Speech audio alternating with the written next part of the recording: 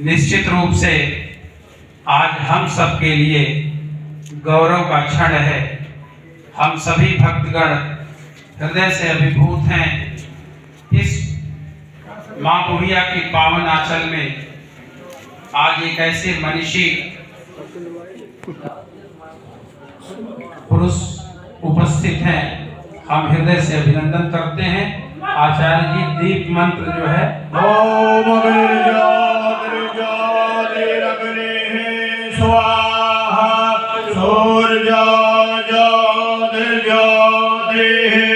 सूर्या स्वाहा अग्निर्वर्जा ज्योतिर्वर्जा स्वाहा सूर्या वर्जा ज्योतिर्वर्जा स्वाहा योगिः सूर्या सूर्या ज्योतिः स्वाहा शुभं करोतु कल्याणं आरोग्यं सुखदं वदाम मम बुद्धि प्रकाशा। उनका भी सम्मान करें, अंगवस्त्रम देकर स्वागत करें। और पांचवें शहीद के रूप में रिखेश्वर राय जी जो अष्ट शहीद मोहम्मदाबाद तहसील में 1942 के आंदोलन में शहीद हुए थे, उनके प्रतिनिधि के रूप में श्रीमान राम नारायण राय जी उपस्थित हैं। मुख्य अतिथि जी उनका भी स्वागत सम्मान अंग वस्त्रम देके कर रहे हैं।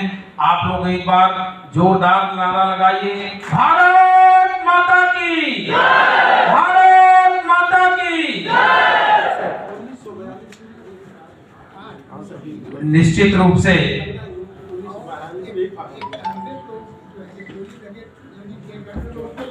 शहीदों के यह गाजीपुर की धरती क्रांतिवीरों शहीदों की धरती रही है।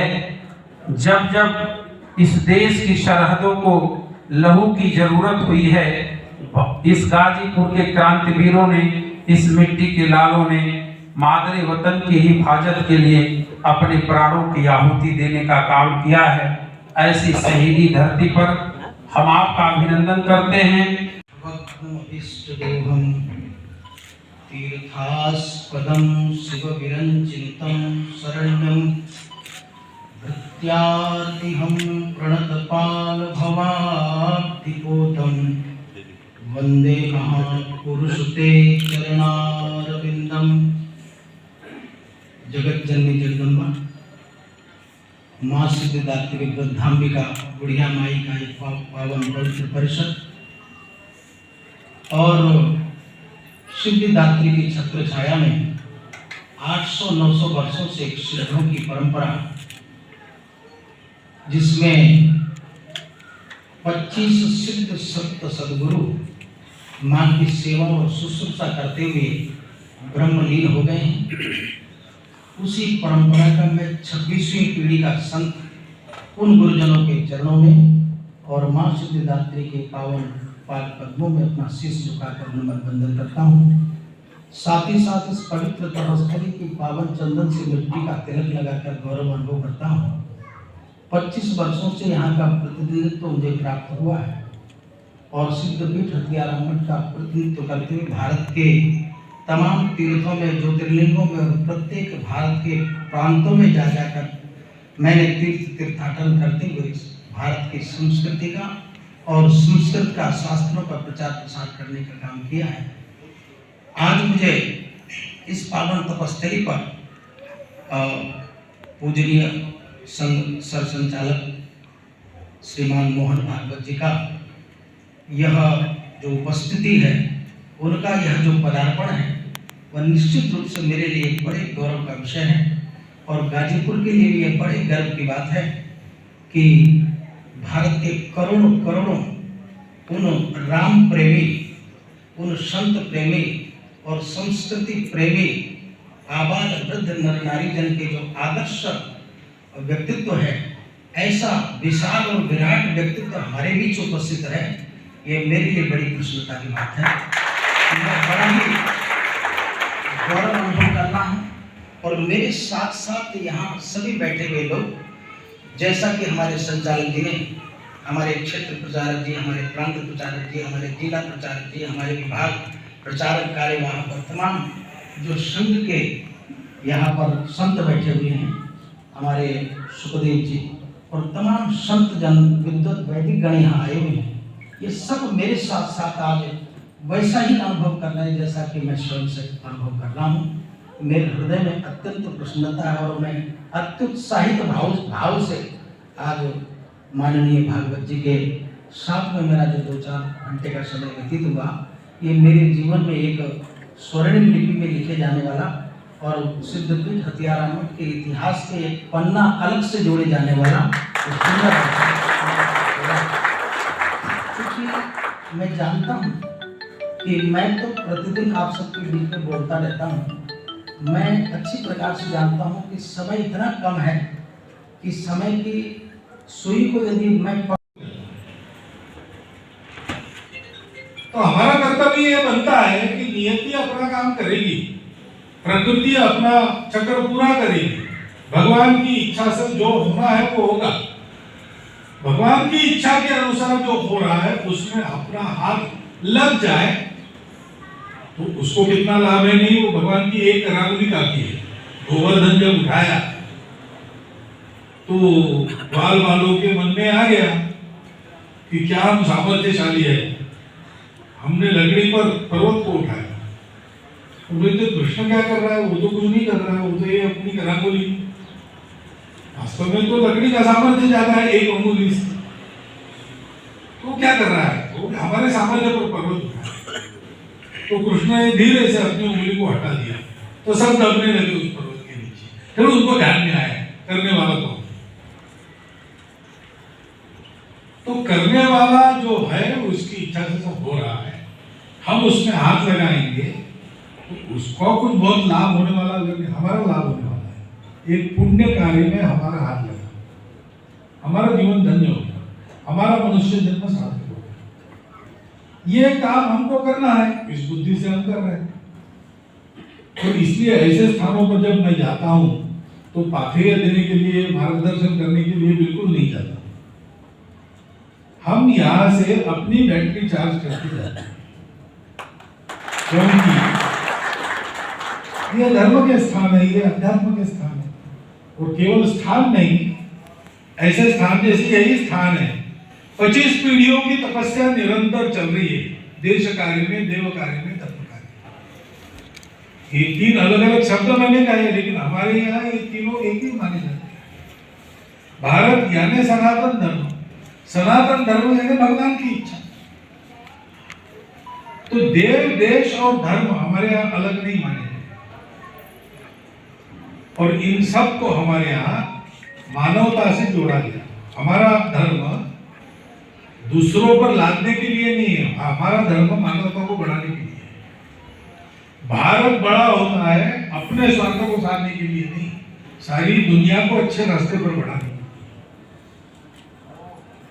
भारत में भगवान की पूजा भगवान के लिए नहीं होती, भगवान को क्या जरूरत है अपनी पूजा, वो तो षडैश्वर्य संपन्न है।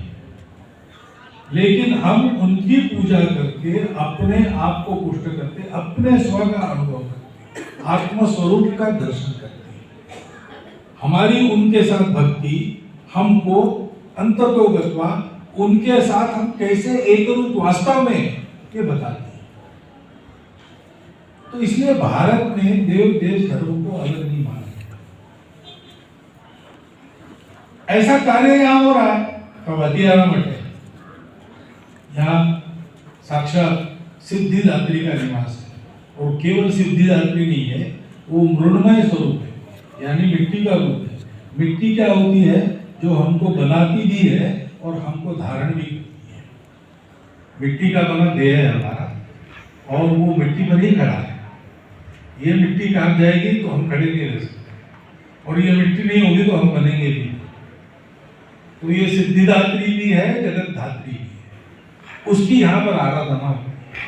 और आराधना करने वाले केवल मंदिर में पूजा में करना नहीं है, वो शिक्षा के कार्य, स्वास्थ्य के कार्य, राष्ट्र में जब जब कभी उत्थान का प्रसंग आता है तो सारे समाज के साथ उसमें सहभाग, उसमें सहयोग, यह सारा 25 पीढ़ी से करते आए हैं।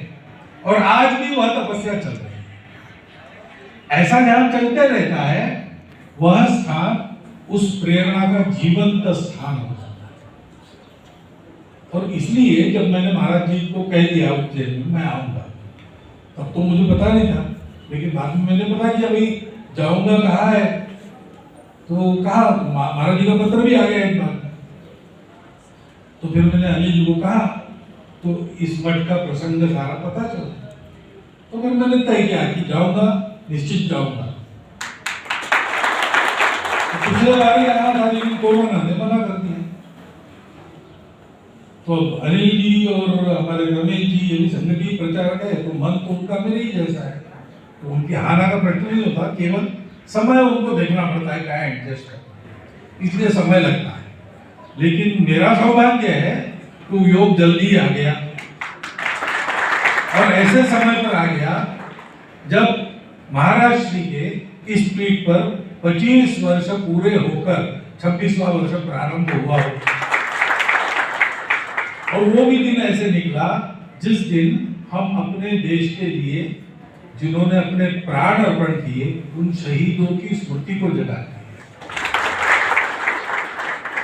तो देश, देव और धर्म तीनों के योग जिस दिन मिलते हैं उस दिन मुझे यहाँ आने का सौभाग्य मिला। तो यहाँ से बैटरी चार्ज करके जाना, ये जो मेरा उद्देश्य था वो तिगुना सफल हो गया, ऐसे नहीं। और ये इसलिए संभव हो गया कि महाराज ने मुझे बुलाया इसलिए आगे की सारी बातें होगी। ये इसलिए संभव हो गया कि इस बार के प्रवास में ये अवसर ढूंढ के हमारे कार्यकर्ताओं ने निकाला।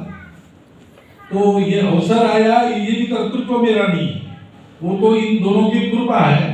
तो उनके प्रति ही मेरे मन में अपार कृतज्ञता है और आप सब लोगों के दर्शन भी उसके साथ में। अपना देश है, अपने देश की भूमि, जल, जंगल, जानवर सब कुछ देखना है। आत्मा के रूप के नाते हम चले, एक परमात्मा के अंश के नाते हम चले। ऐसा चलने का संकल्प लेकर हम लोगों को ऐसे स्थानों का दर्शन करना चाहिए, वहां से प्रेरणा लेनी चाहिए, ऐसा अपना व्यवहार करना चाहिए। ये वास्तव में हमारे हित की बात है। हमारा सौभाग्य है कि हमको संगम में ये शिक्षा मिली। मेरा अपना सौभाग्य है कि इतने सारे संत मिलते रहते, उनसे ये ज्ञान मिलता है, तो विस्मरण भी होने नहीं देते।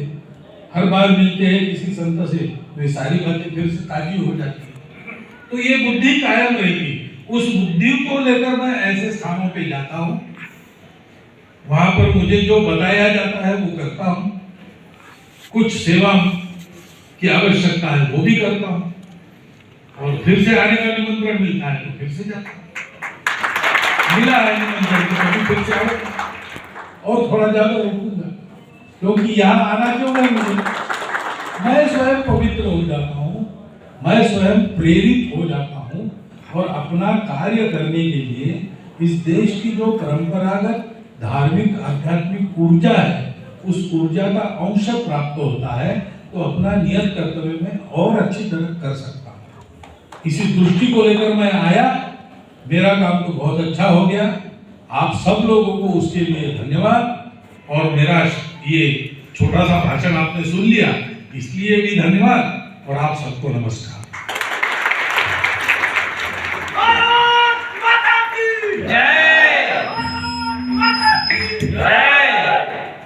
निश्चित रूप से परम पूज्य वाणी की अविरल निर्मलता, पवित्रता और विचार की गहनता ने हम सबके मैले मुरझाए मन को आज निर्मल और हरा भरा कर दी। हम पुनः एक बार सिद्ध पीठ में अभिनंदन करते हैं, और इसी उम्मीद के साथ, इसी विश्वास के साथ कि आप वाणी के धनी हैं, जो वचन आपने सिद्ध पीठ पर पुनः पधारने का दिया है, आप निश्चित रूप से आपका पावन पदार्पण होगा। आप पूज्य श्री को सम्मानित करेंगे।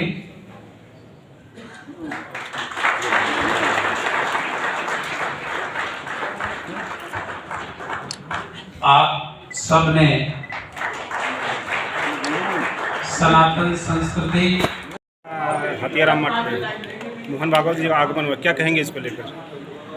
भारत की सनातन परंपरा में सदैव से ऋषियों मुनियों और शक्तिपीठों ने मनुष्य का मानवता के कल्याण के लिए मार्गदर्शन किया है। एक तरह से सच कहा जाए तो कम में यह कहा जा सकता है कि दो संतों का, दो आध्यात्मिक ऋषियों का, दो सनातन परंपरा के संवाहकों का आज का एक अद्भुत मिलन का कार्यक्रम रहा। बुढ़िया माई की असीम कृपा रही कि कार्यक्रम सभी के सहयोग से और ईश्वर की असीम कृपा से सफल हुआ। मूल कार्यक्रम, जहाँ तक मुझे विश्वास है कि वो बुढ़िया माई का दर्शन करने आए थे, माँ दुर्गा का दर्शन किए, ध्वज पूजन हुआ, पुरोहित सम्मान हुआ और हम सब के लिए उनका उद्बोधन भी जीवन का कल्याणकारी मार्गदर्शन करेगा। प्रत्येक व्यक्ति की अपनी इच्छाएं होती हैं और देश मनुष्य की सदिच्छाओं से बना करता है। भारत की प्राचीन जो गौरवशाली परंपरा है और उसमें खास करके इसे लहुरी काशी और गाजीपुर माना जाता है। इस देश में उत्तर प्रदेश अपने आप में गौरवशाली प्रदेश है, जहाँ भगवान श्री राम और भगवान कृष्ण ने जन्म लिया है। उस परंपरा की मिट्टी को नमन करना आचार्य श्री और राष्ट्रीय स्वयंसेवक संघ के संघ प्रमुख डॉक्टर मोहन भागवत जी का शुभागमन हुआ और उन्होंने हम सभी का मार्गदर्शन किया। इस रूप में जरूर यह महत्वपूर्ण है कि गाजीपुर के इतिहास का शायद यह दूसरा कार्यक्रम है किसी संघ प्रमुख का जो आए हैं और एक लंबा समय लगभग 5 घंटे का हम सभी को उन्होंने दिया। उससे एक आध्यात्मिक चेतना जागृत होती है और प्रत्येक मनुष्य को जो कहीं न कहीं से पीठ से जुड़ा होता है उसे भी ऊर्जावान बनने का एक अवसर मिलता है और हम सब कृतार्थ हुए हैं। ये देवी माँ की कृपा है और आप सबका सहयोग है। आप सभी के प्रति कृतज्ञता और आभार कि कहीं न कहीं हम सब लोग गाजीपुर के इस कार्यक्रम को अच्छा बनाने के लिए, साफ बनाने के लिए जो कुछ बन पड़ा है उसके लिए खड़ा रहना ही ज़रूरी जाता है। ठीक है, आप सबका आभार और धन्यवाद।